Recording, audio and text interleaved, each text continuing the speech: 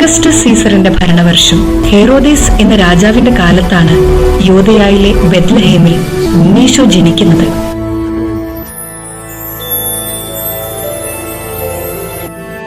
Gabriel മാലാഖ പ്രത്യക്ഷപ്പെട്ട് ഇങ്ങനെ പറഞ്ഞു: കൃപ നിറഞ്ഞവളെ സ്വസ്തി, കർത്താവ് നിന്നോടുകൂടെ. മറിയമേ, നീ ഭയപ്പെടേണ്ട. ദൈവസന്നിധിയിൽ നീ കൃപ കണ്ടെത്തിയിരിക്കുന്നു. നീ ഗർഭം ധരിച്ച് ഒരു പുത്രനെ പ്രസവിക്കും. നീ അവന് യേശു എന്ന് പേരിടണം. ഇതെങ്ങനെ സംഭവിക്കും? ഞാൻ പുരുഷനെ അറിയുന്നില്ലല്ലോ.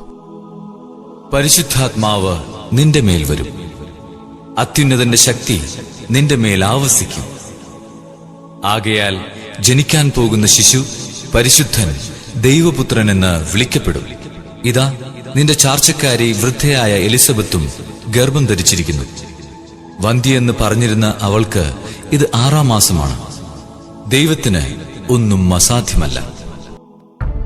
ഇതാ കർത്താവിന്റെ ദാസി, നിന്റെ വാക്ക് എന്നിൽ നിറവേറട്ടെ.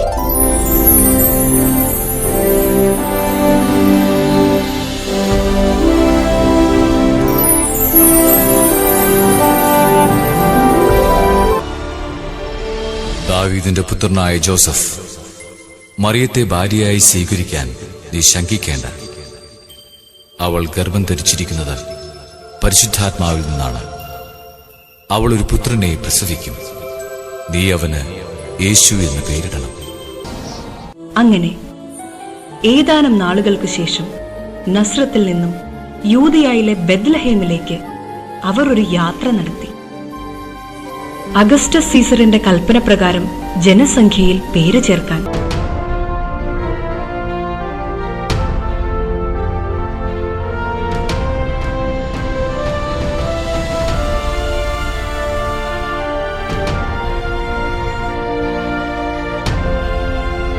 ആ പ്രദേശത്തെ വയലുകളിൽ ആടുകളെ രാത്രി കാത്തുകൊണ്ടിരുന്ന ഇടയന്മാരുണ്ടായിരുന്നു. സ്വർഗീയ സൈന്യത്തിന്റെ ഒരു വ്യൂഹം പ്രത്യക്ഷപ്പെട്ട് പറഞ്ഞു: ഭയപ്പെടേണ്ട. ഇതാ, സകല ജനത്തിനും വേണ്ടിയുള്ള വലിയ സന്തോഷത്തിന്റെ സദ്വാർത്ത ഞാൻ നിങ്ങളെ അറിയിക്കുന്നു. ദാവീദിന്റെ പട്ടണത്തിൽ നിങ്ങൾക്കായി ഒരു രക്ഷകൻ, കർത്താവായ ക്രിസ്തു ഇന്ന് ജനിച്ചിരിക്കുന്നു. അത്യുന്നതങ്ങളിൽ ദൈവത്തിന് മഹത്വം, ഭൂമിയിൽ ദൈവകൃപ ലഭിച്ചവർക്ക് സമാധാനം.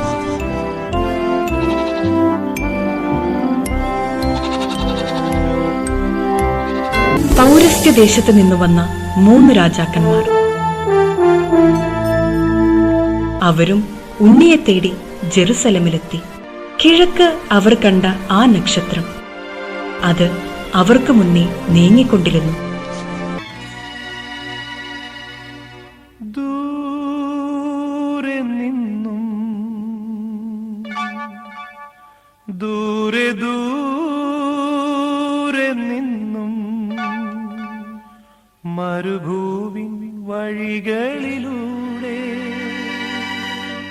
ഒരു കാലിത്തൊഴുത്തു തേടി 3 രാജാക്കന്മാരെത്തി.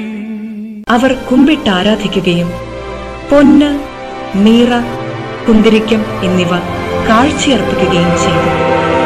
ദയവായി ഞങ്ങളുടെ കാഴ്ചദ്രവ്യങ്ങൾ സ്വീകരിച്ചാലും.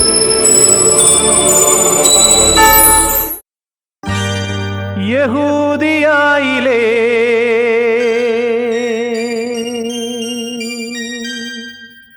ഒരു ഗ്രാമത്തിൽ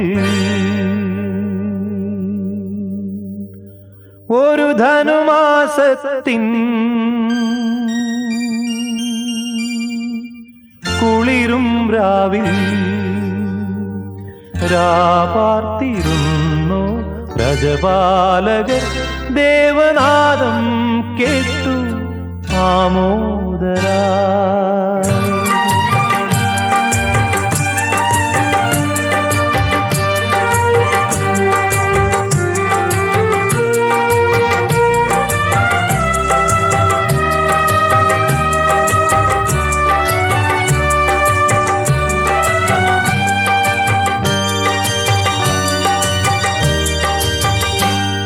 യഹൂദിയായിലെ ഒരു ഗ്രാമത്തിൽ ഒരു ധനുമാസത്തിൻ കുളിരും രാവിൽ രാപാർത്തിരുന്നു രജപാലകർ ദേവനാദം കേട്ടു.